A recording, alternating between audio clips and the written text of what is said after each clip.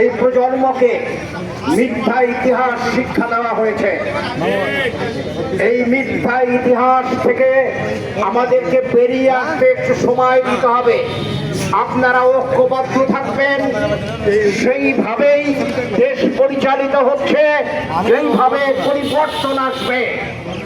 বলতে চাই, এমন কোন ব্যক্তিদের হাতে আমার এই স্বাধীনতার পতাকা দিতে রাজি নয় যারা কিনা এই স্বাধীনতার বিরোধিতা করেছে, এই স্বাধীনতার বিপক্ষে ছিল।